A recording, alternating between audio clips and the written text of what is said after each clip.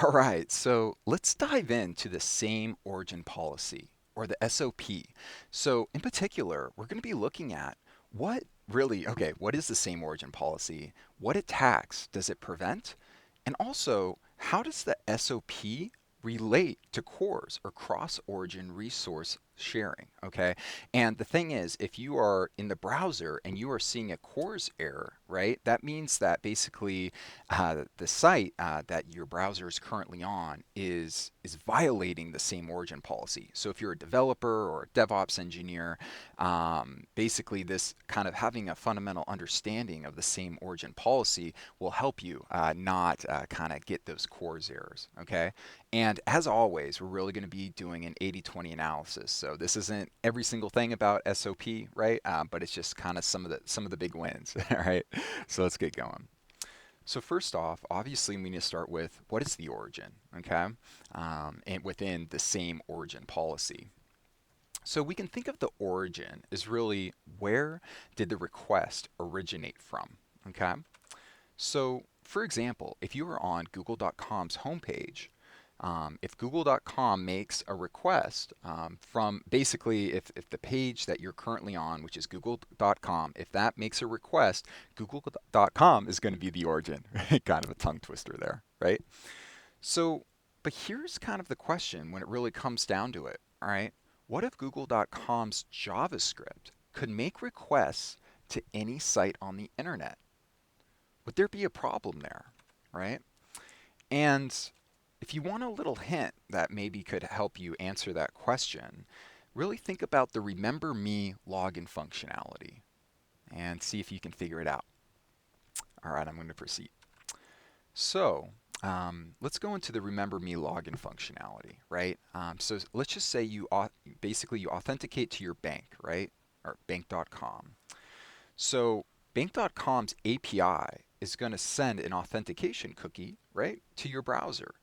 And that header is going to be like this, right? And you'll see it scoped to bank.com, right?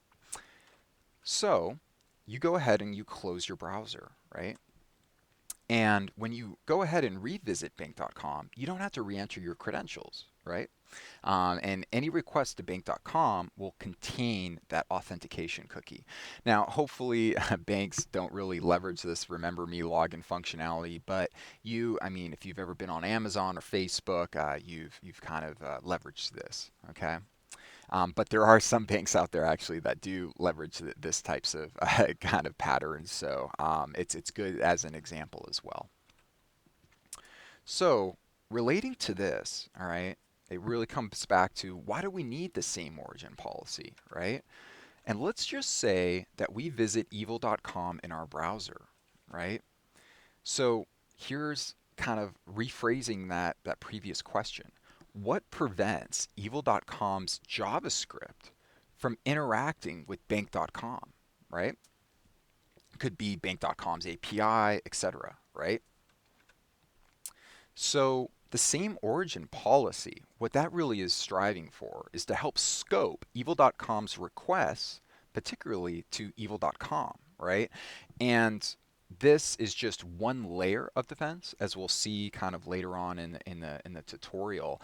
So it's not it doesn't prevent, it doesn't totally scope evil.com's request to evil.com, but it's just it's one layer of defense, and I'll have an example towards the end of where it fits into the overarching picture here. So yeah, and also evil.com, obviously, it's basically any malicious website on the internet, and often you don't know it's malicious, right? So going back, kind of going a little further deep down into the same origin policy's definition, right? So what it does is it restricts how a document or script, right, loaded from one origin, say evil.com, can interact with a resource from another origin, say bank.com, right? That's what the same origin policy is doing. It's trying to restrict all communication to one origin, right? And as we'll see, it's not, yeah, once again, there's little exceptions, but for now, that's just how we'll think of it. So also, the same origin policy helps protect sites that use authenticated sessions, right? For example, as we saw the Remember Me login functionality. So what is the SOP's primary focus? Okay, it does a lot of things, but its primary focus is really about keeping privileged information safe. In other words, helping to prevent unauthorized read access. Okay, and all right. So let's dive a little bit more down into what the definition of an origin is through the lens of the same origin policy.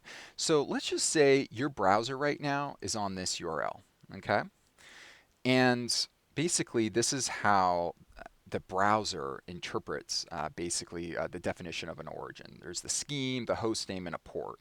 So the origin right here from this URL, right, is going to be seen as this, right? So the scheme and the host name. Now, here's the thing. Now the port, right? So the port is basically the TCP port number on which the server is listening, okay?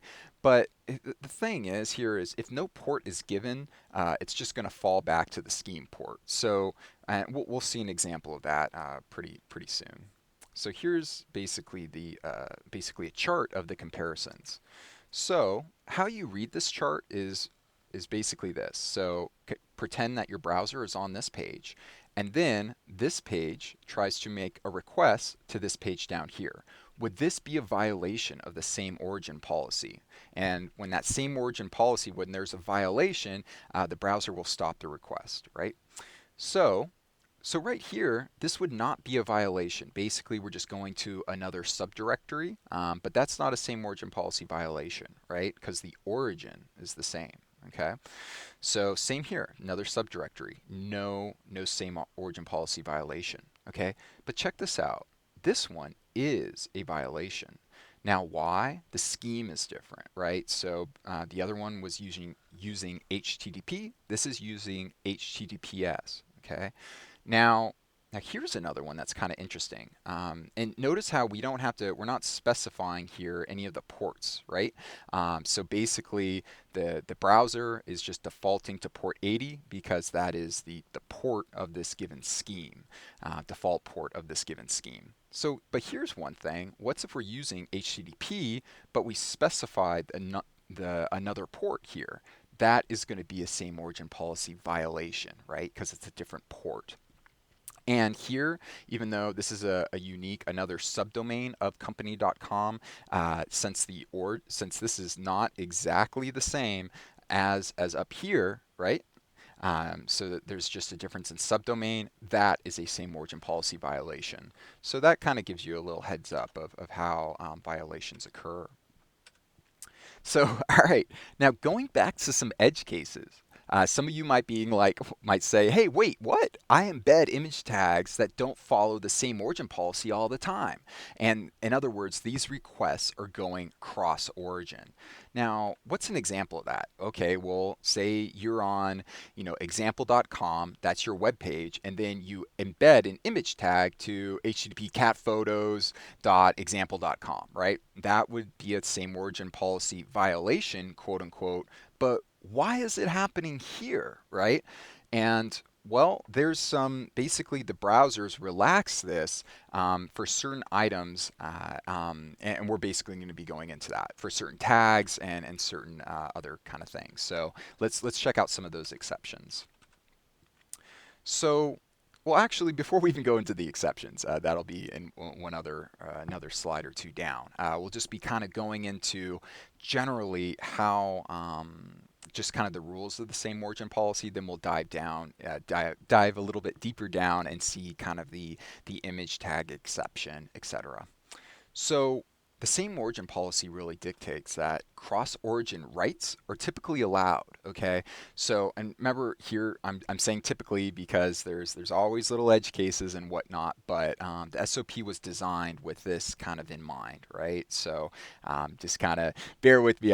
If I went through every single exception, this course would be like 10 hours long. So, but just to give you a broad overview, 80-20 analysis. Okay, so cross-origin writes are typically allowed. Now, for example, a post on form submission. So a post request within the context of a form submission, right? That right there is allowed, and we'll look at kind of how to protect against that in certain cases. Cross-origin embedding is typically allowed, right? And that was in what we just saw. That image tag is you're embedding, say, a picture, kind of cross-origin, and basically those are typically allowed as well. Now, cross-origin reads are typically not allowed. And as we said before, this is really the same origin policy's core functionality. So we're preventing unauthorized reads. And you can always, once you kind of, if you go into the show notes, you can click and see these sources. MDN gives a great overview of some of these items as well. And my text was inspired by them, so I quote, I put in my sources. Okay, so let's check out some examples. So we said that cross-origin, reads cross-origin embeds are typically allowed. Let's look at some examples of some of those embeds, right? So JavaScript can be basically cross-origin, right? CSS, images, media files, plugins, right? And also add font face. This one's kind of interesting because some browsers allow cross-origin fonts while others don't. So when I've been doing my dev work, I'm like, God, why does it allow me to do that? Get this font in this one browser cross-origin versus another? It'd just be totally fine. This is kind of a little bit of an edge case here, right? So different browsers have different implementations of the same origin policy. So that's where it can get a little tricky sometimes. And also iframes, right? Iframes allow cross-origin embedding. But let's just say that evil.com basically has an iframe that loads in bank.com with inside of it, right? That obviously could be kind of problematic from a couple of different attacks. So what the server can do, or what bank.com can do, is set in an X frame options response header that could go ahead and prevent this cross-origin embedding. So this is kind of where we're talking about some prevention techniques. So I mean, once again, same origin policy is just one item of this picture, but to prevent cross-origin embedding, we can go ahead and set this header, right, to prevent certain iframe kind of embedding attacks. Okay, so now here we're just going to go into kind of preventing that cross-origin rights, right? And also what the same origins policies kind of defense is within kind of the overarching picture of some of these attacks. So as we said before, what prevents evil.com's JavaScript from submitting a bank transfer to bank.com, right? So nothing from the perspective of the same origin policy. Okay, if this is done via a form post request, same origin policy doesn't block it. So how do we prevent this, right? So bank.com must implement what's called a synchronizer token. And this is really the synchronizer token pattern, right? And which is basically, let's just say this is on bank.com's just on its main page, right? You see the form, you see it initiating a transfer, it's got a post method, but then there's a hidden form field, right? We'll just call it sync token that contains this random value, right? That can't be guessed. So here's the item, okay? And this is really the pattern. For every state changing action, for example, a post bank transfer, bank.com basically embeds that unique sync token, right? And this is going to be unique on every response to the browser. So if I'm a user on this page and I keep refreshing this value should, the bank's doing it correctly, should be changing on every single response, right? Now, before proceeding with action from the browser's request, the bank is just going to go ahead and validate that this sync token is what it should be, right? So it basically, the bank, it saves the state of this value before it passes it down to the browser. When the browser goes ahead and makes that form post, it's going to check this value and make sure that it is that it's correct, right? Now, here's the thing. How does the same origin policy interact with all this, right? Now, evil.com cannot read the sync token, right?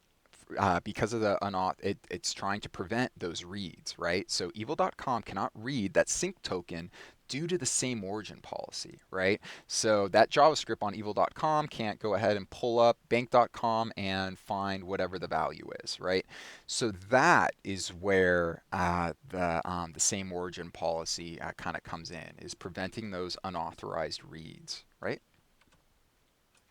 So then kind of going into how to allow cross-origin access, okay? And basically what that is through cross-origin resource sharing. And it's a little bit out of the scope for this particular discussion on the same origin policy, but just to know that this is available if one needed to relax the same origin policy for some reason. And basically, this is a header. The course header is basically it is sent in the HTTP response from the server and instructs, as we said, kind of the browser to relax that same origin policy, kind of those restrictions. Once again, need to be very, very careful with this, just because it's if you open this up, just like do a wildcard, like a lot of like you basically across origin, that course header will be set to a wildcard, which basically means any origin. Then those attacks can occur from malicious JavaScript on other pages across the internet, right? They could make those basically those unauthorized reads. Well, they would be authorized at that point because you wildcarded it, but basically they'd be making reads and they could basically scrape kind of items should be scoped to the user and might be very privileged information. So anyhow, that is the same origin policy in a nutshell. Hope you enjoyed it.